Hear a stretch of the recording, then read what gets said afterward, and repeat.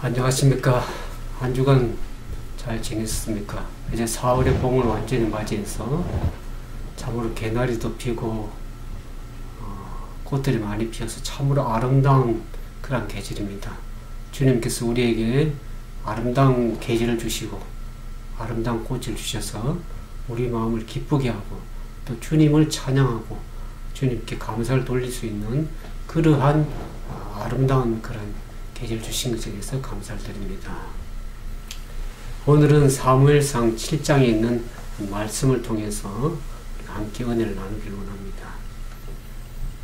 하나님께서는 어떤 사람들을 집중해서 보시며 그들을 사랑하시는가? 물론 하나님께서 모든 사람을 사랑하시지만 하나님께 관심을 가지고 집중해서 찾고 계시는 사람은 어떤 사람인가 하면 하나님의 말씀에 순종하고 그 말씀에 의지해서 늘 살아가는 그러한 백성들을 하나님께서 오늘 이 시대에 찾고 계십니다.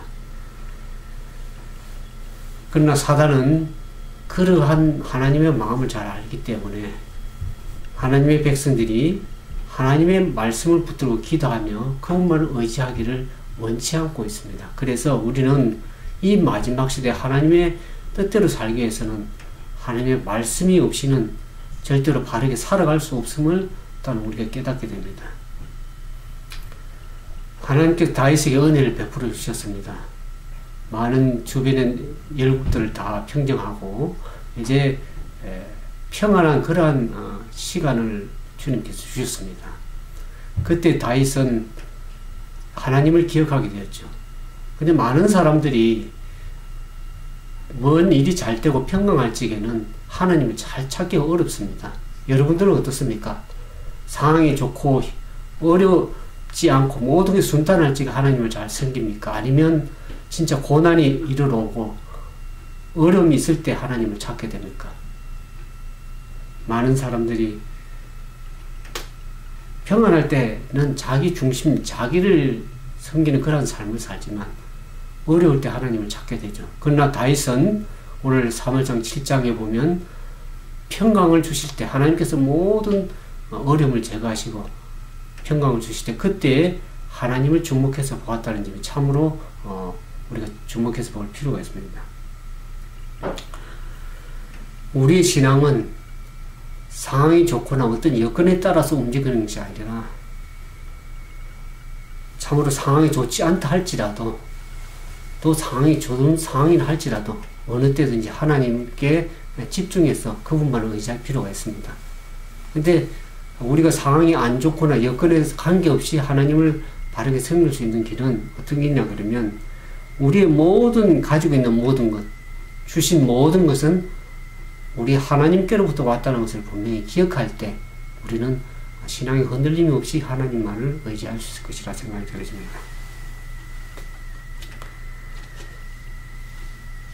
다윗은 그런 평강을 하나님께 주실 때 자기 자신을 보다는 하나님을 생각하게 되었습니다. 자기가 거하는 집은 참으로 백향목이 좋은 그런 궁에서 살고 있는데 하나님의 임재가 상징된 법궤를 바라볼 적에는 성막에 너무 초라한 그 모습이 보였습니다.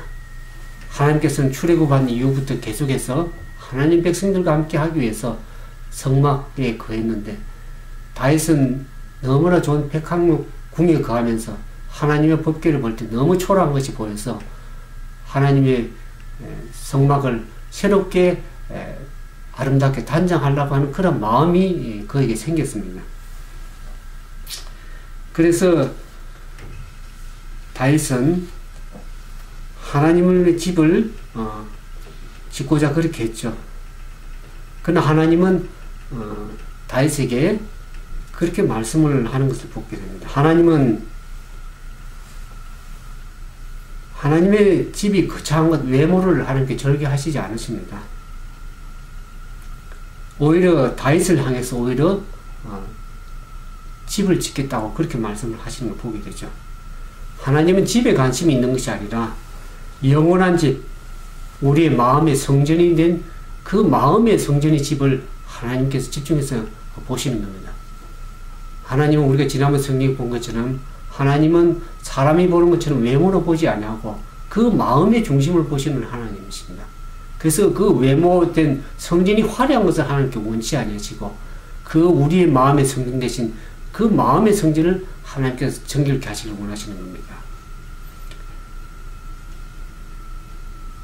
지금 우리 마음속에는 하나님의 성전이 거하는 전입니다. 고린도전서 3장 16절에 보면 너희가 하나님의 성전인 것과 하나님의 성령이 너희 안에 거하시는 것을 알지 못하느냐 아까 같은 말씀이 있습니다. 하나님께서 겉으로 원하셨던 그 성전은 외형적인 그런 성전이 아니라 우리의 마음의 성전을 바라보시면서 그 마음의 성전을 거룩하게 하라고 그렇게 말씀을 하십니다.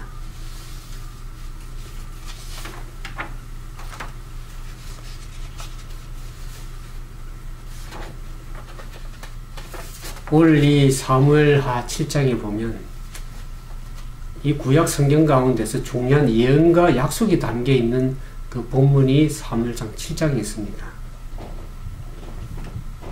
다윗이 하나님을 위해서 성전을 짓고자 하는 소원을 아릴 때 하나님께서는 다윗이 하나님께 집을 지어드리는 것이 아니라 오히려 하나님께서 다윗의 집을 친히 지어주시겠다고 그렇게 말씀하시는 모습을 보게 됩니다. 이것은 1차적으로 앞으로 다윗의 가문이 대대로 이스라엘을 다스리는 왕조를 이어갈 것이라는 그러한 약속이기도 하지만 더 궁극적으로 가서는 다윗의 후손으로 오실 그 메시아께서 그 메시아에 의해서 이루어질 영적인 성전, 영원한 하나님의 나라에 대한 약속이 되는 것입니다. 사무엘상 7장 1절에서 17절에 보면 다윗은 조금 전에 말씀드린 것처럼 평안해진 가운데에 자신은 백항목으로 지어진 왕궁에 거하면서 그에 반해서 하나님의 임재상의 법궤가 어떻게 있습니까?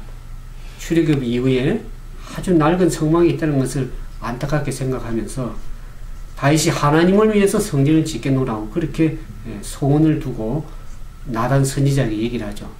그래서 나단 선지자도 기뻐했습니다. 다윗의 말을 듣고 하나님께서 이를 듣고 기뻐하실 것이라고 그렇게 생각했습니다.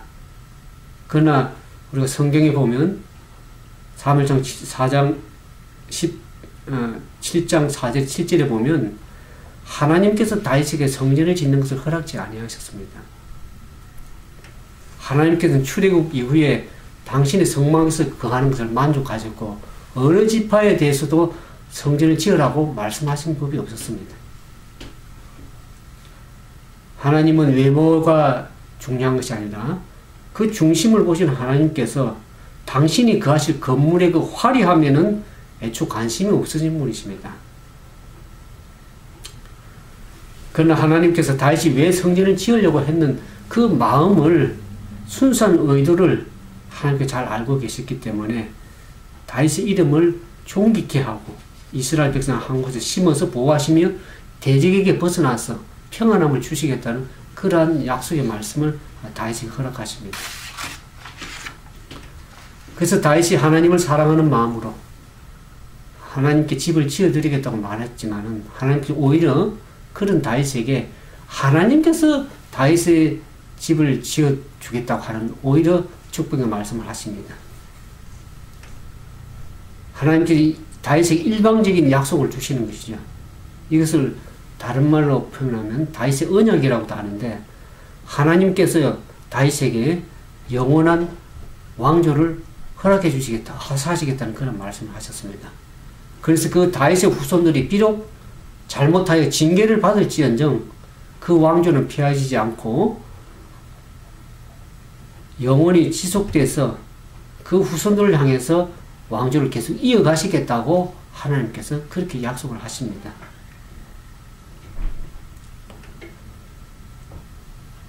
그래서 이 다윗 후대에 태어나는 다윗의 아들인 솔로몬이 1차적으로 솔로몬 성전을 건축하게 되지만은 그 성전 건축은 시간이 지나면 언젠가는 무너질 것입니다. 궁극적으로는 예수 그리스도에 의해서 세워질 그리스도의 몸된 교회를 말씀하시는 것입니다. 하나님께서는 그 나라의 위를 영원히 경고케 하시겠다는 그 약속이 예수 그리스도에 의해서 세워질 하나님의 나라에 대한 약속인 것을 우리가 알 수 있습니다. 그러면 우리가 여기 사무엘상 7장에 보면서 다윗이 하나님의 성전을 짓고 있었을 때 하나님께서 왜 거절하셨을까 하는 것을 한번 생각해 보면 됩니다. 그것은 어떤 표면상의 거절이겠지만 실상은 하나님께서 친히 다윗을 향해서 그의 집을 지어주겠다는 그러한 약속을 하심으로써 다윗이 오히려 더 큰 축복을 내려주신 것입니다. 다윗의 아들 솔로몬이 성전을 짓기는 하지만은 그 건물은 언젠가는 무너질 운명에 불과한 건축에 불과한 것입니다. 장차 다윗의 후손 오실 예수 그리스도께서 자기를 십자가에 죽으심으로 말미암아 그 죽음 뒤에 세워지실 그리스도의 몸된 교회야말로 진정한 영적인 성전이요 또 오늘날 우리 마지막에 살아가는 우리들에게는 마음의 성전을 이루셔서 우리 마음속에 성령이 거하시는 전으로 삼으셔서 성령이 우리 마음속에 오셔서 함께 거하시는 그런 처소를 주님께서 말씀하신 것이죠. 역대하 22장 9절에 보면 다윗의 뒤를 이어 왕이 된 솔로몬은 평강의 왕, 평화의 왕이라는 것을 말합니다. 그 솔로몬에 의한 성전 건축은 장차 진정한 평화와 안식의 왕으로서의 오실 예수 그리스도께서 십자가에 승리하신 이후에 이루시는 하나님의 영원한 성전을 세우실 것에 대한 예표적인 표현이라는 것을 알 수 있습니다. 그러면서 이 사무엘 7장 18절 29절에 보면 다윗의 기도, 다윗의 신앙 고백이 나옵니다. 오늘 많은 사람들이 기도에 대해서 물으면 어떡합니까? 기도는 하고 싶지만 너무 바빠서 기도할 시간을 잘 갖지 못한다고 그렇게 얘기를 합니다. 오늘 이 말씀 듣는 여러분과 주위에도 기도는 하고 싶지만 너무나 삶이 바빠서 말씀을 제대로 보지 못하고 기도도 못하는 그와 같은 삶을 살아가는 사람들이 많습니다. 오늘 그와 같은 분들에게 오늘 이와 같은 권면을 드리고 싶습니다. 에브라함 링컨 대통령이 남북전쟁을 하면서 참으로 이 자기가 지휘하는 국군들이 흑인들로 구성되는데 너무나 오합지졸입니다. 그러나 남군들은 리 장군이 이끄는 아주 잘 규모가 갖춰진 그러한 군인들이었습니다. 그래서 어느 상황을 봐도 북군이 전혀 이길 수 없고 남군이 그 잘 정돈된, 잘 훈련된 그러한 규모된 군인이 분명히 승리할 것이라고 그렇게 생각을 했지만은 남북전쟁을 치렀을 때 북군의 승리로, 링컨 대통령의 승리로, 하나님의 승리로 결국 끝난 것을 우리가 보게 됩니다. 이 링컨 대통령이 빌레몬서를 읽으면서 노예제도가 하나님이 기뻐하시는 제도가 아니라는 것을 그가 확신했습니다. 그 빌레몬서를 읽으면서 오네시모를 용서하기를 바울이 권했던 것처럼 노예들을 자기의 가정으로 보내고 그리고 인격과 존중함을 받아야 될 한 시민으로서 그와 같은 결단을 내리게 되었습니다. 그래서 그 남북전쟁 중에서도 링컨은 기도의 시간을 항상 가졌습니다. 전쟁을 하다 보면 돌발 상황도 생길 수 있고 위급한 상황도 생길 수 있지만은 그는 항상 늘 기도를 일정한 시간을 기도의 시간으로 뒀습니다. 그래서 자기 비서에게 아무리 전쟁 중이라도 자기가 기도할 시간에는 아무 사람도 만나지 않고 들어보지 말라고 그렇게 한 모습을 보게 됩니다. 그래서 막상 전쟁에서 긴급한 상황이 일어나서 대통령을 면회하기를 원했지만 대통령은 기도하고 있었습니다. 아무리 위급한 상황이라도 가장 중요한 시간에 하나님을 만나는 일이 사람을 만나는 일보다도 더 중요하다고 여긴 링컨 대통령이 결국에는 남북전쟁을 치를 때 인적으로나 물적으로 상황적으로 봐서는 불리한 여건임에도 불구하고 그가 그 전쟁을 승리로 하나님의 은혜로 이끌 수 있었다는 것을 보게 됩니다. 오늘날 여러분들은 바쁘다고 기도를 덩하니 하십니까? 마르틴 루터나 존 웨슬러는 모두 그들은 기도의 사람이었습니다. 여러분들이 잘 알고 있는 기도의 사람 조지 물러도 역시 마찬가지입니다. 그들이 이구동성으로 말하는 것은 바쁘기 때문에 기도한다는 겁니다.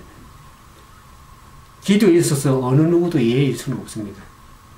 기도에 있어서 어느 누구도 바쁘다고 핑계할 수 없는 것입니다. 사단은 여러분들이 기도하지 못하도록 많은 여건을 만들고 그렇게 하지만 여러분들은 늘 바쁘기 때문에 더욱더 하나님께 기도의 시간을 두고 하나님을 따라야 될 것입니다.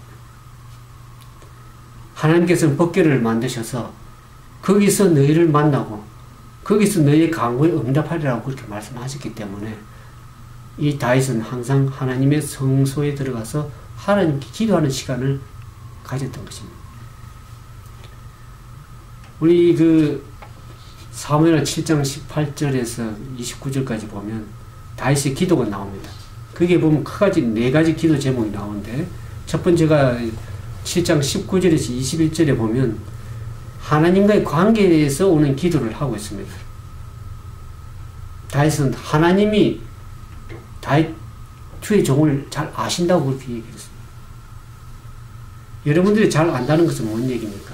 이름 석자 안다고 해서 다 아는 것이 아니죠. 어떤 사람을 안다고 그러는 것은 그의 인격과 그의 신앙과 그의 비전과 그의 약점과 모든 장점을 다 통틀어서 알 때에 그를 안다고 할 수 있습니다. 다윗은 하나님 앞에 이렇게 고백합니다. 하나님, 종을 아시지 않습니까? 내가 지금 종으로 있지만 왕으로 세운 분은 하나님이시라는 것을 그가 고백하고 있죠. 비록 그가 통일된 이스라엘의 나라의 왕이었지만 이 나라를 친히 세우신 분이 하나님이시라는 것을 저는 잘 알고 있었습니다. 두 번째로 이 다윗의 기도에 보면 7장 22절에서 24절에 보면 다윗이 신앙 고백이 나옵니다. 다윗은 이렇게 고백하죠. 주는 광대하시며 주와 같은 신이 없나이다. 주 외에는 참 신이 없습니다. 유일하신 참 하나님에 대한 그러한 신앙을 고백하고 있는 것을 보게 됩니다. 오늘 여러분들 삶 속에 여러분들이 주인이십니까? 하나님이 주인이십니까?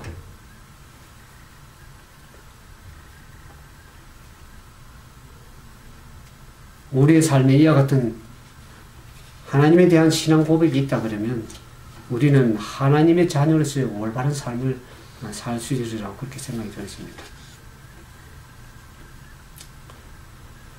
다윗은 이렇게 고백하죠. 주의 백성 이스라엘을 세우사 영원히 주의 백성을 삼으셨으니 주께서 저의 하나님이 되셨나이다 그랬습니다. 하나님이 우리 하나님이 되고 우리는 하나님의 백성이 되었다고 그렇게 고백하는 것이죠. 그래서 하나님 앞에 다윗은 전적 어린 양 대신 그분 앞에 인도함을 받는 그런 순종해야 될 그런 왕으로서 자기 자신을 고백하면서 보게 됩니다. 그가 비록 나라를 다스리는 왕이라 할지라도 힘있는 왕이라 할지라도 늘 하나님 앞에서는 어떻습니까? 겸손하게 은혜를 받아야 될 그런 주의 종이고 또 자비와 용서를 받아야 될 주의 백성인 것을 그가 하나님과의 관계에서 신앙으로 고백하는 것을 보게 됩니다. 세 번째로 이 사무엘하 7장 25절에서 27절에 보면 약속에 대한 확신을 갖고 있습니다. 하나님께 그전에 사울왕을 피하신 것을 보게 됩니다. 하나님의 말씀을 불순종하고 교만함으로써 하나님께서 내가 그를 버려놓으라고 그렇게 말씀하시는 걸 보게 됩니다. 그러나 이제 하나님께 세우신 하나님의 자녀로서 하나님의 세우신 그 왕으로서의 초대왕은 실상은 다윗이라고 할 수 있겠죠. 그래서 그 다윗의 왕권을 유지하기 위해서 하나님께서 그에게 후손과 보좌를 약속하신 걸 보게 됩니다. 그의 후손들을 두시고 그 후손들을 통해서 하나님의 보좌를 계속 이어가시겠다고 그렇게 약속하신 모습을 보게 됩니다. 이 왕조는 후손과 보좌가 없이는 이루어질 수가 없습니다.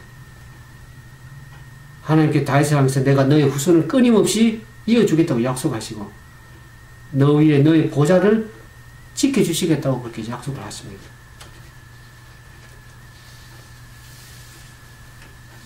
그래서 다윗은 하나님께 이렇게 말씀하신 걸 듣고 하나님께 너를 위하여 집을 세우시라고 하신 그 약속을 믿고 하나님 앞에 기도할 그 마음이 생겼죠. 그래서 다윗은 이렇게 기도합니다. 만군의 여호와는 이스라엘의 하나님이라. 주의 종 다윗 집으로 경고케 하여 주시옵소서. 이 나라가 번성하고 이 나라가 경고할 수 있는 것은 자기가 정치를 잘해서가 아니라 하나님께서 견고하게 지켜주셔야 되기 때문에 하나님께 그런 기도할 마음을 가지게 된 것이죠. 원래 여러분과 저의 삶은 어떻습니까? 하나님께서 지켜주시고 하나님께서 함께 하시지 않으면 그 수고가 헛사인 것을 우리가 보게 됩니다. 우리 성경에서도 보면 파수꾼의 경성함이 아무리 경성한다 할지라도 여호와께서 집을 세우시지 않으면 그 세우는 자의 수고가 헛되며 파수꾼의 경성함이 허사라고 그렇게 성경이 얘기를 하고 있습니다. 오늘 하나님을 찾고 하나님 말씀에 순종하고 그분을 전체로 의지해서 따라가는 자들에게 이와 같이 다윗에게 베푸신 하나님의 축복이 저와 여러분에 임하실 줄 그렇게 믿습니다. 그래서 마지막으로 다윗은 참으로 아주 감동적인 고백을 하고 있죠. 29절에 보면 주의 은혜로 주의 종의 집이 영원히 복을 받게 하옵소서. 주의 종의 집이 어떻게 복을 받습니까? 누구 때문에 받습니까? 하나님 때문에, 주님 때문에 받게 되죠. 주님의 은혜로 말미암아 복을 누리게 되는 것이죠. 그래서 다윗은 고백하기를 여호와여 주의 집에 복을 주사 주의 앞에 영영히 서게 하옵소서. 오늘 그와 같은 영영한 축복이 주의 앞에 영원히 설 수 있는 그런 복이 은혜가 여러분들 모두에게 임하게 되길 바라면서 오늘 말씀을 마치도록 하겠습니다. 함께 기도하겠습니다.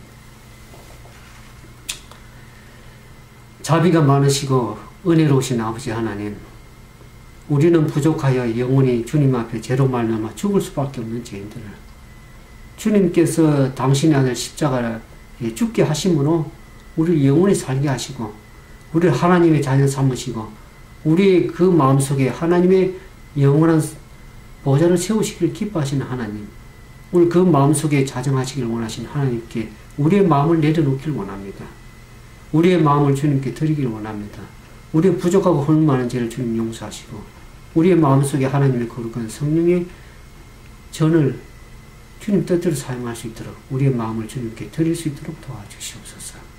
하늘로부터 주시는 하나님의 은혜의 축복을 우리 모두가 누릴 수 있도록 이 시간 우리의 마음을 낮추고 우리의 마음을 주님께 드릴 수 있는 귀한 시간이 되도록 은총을 베풀어 주시옵기만을 거룩하신 사랑이 많으신 예수님 이름으로 간절히 기도드리옵나이다.